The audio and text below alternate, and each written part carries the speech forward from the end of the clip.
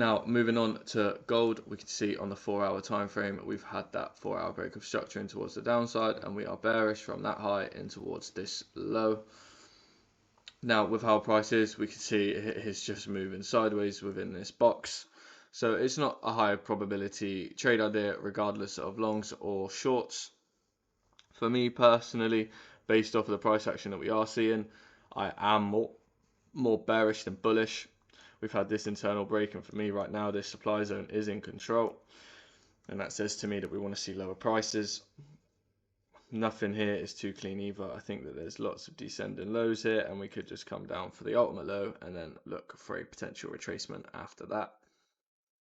If we go down onto the 1 hour, I don't think there's much to support that trade idea, especially with the 1 hour being bullish. With this break of structure and bullish from this low in towards this high, we came down and we have liquidated all of the, well, pretty much all of the available liquidity. There's one more low, but you would expect from this level, if we were to break this high, that we'd be heading up towards the week's swing high, but we didn't quite see that. We didn't get a break and a close, and then we immediately pushed back in towards the lows, and therefore I am favoring another downside push, but I think this one definitely needs a bit of patience. I don't think there's a clear position right now that I could give you, other than the fact that this is the supply zone, and then you could be looking for a short, but all of this liquidity has already been taken and it didn't cause a break. So maybe stay away from gold until we can see what is happening more clearly.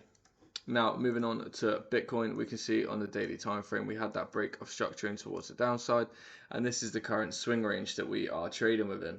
Now, we were saying that this high here is a high that we'd like to see get taken before we see that next downside push.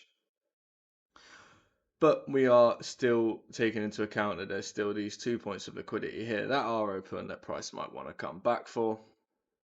But then again, if we go down onto the 4-hour time frame, we are seeing a potential short position beginning to line up. We've got our 4-hour break of structure here. We have our swing high and we have our swing low.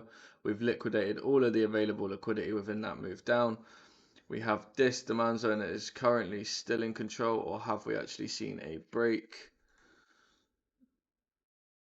Let's see. No, we still have that supply zone in control. We haven't quite seen that break yet.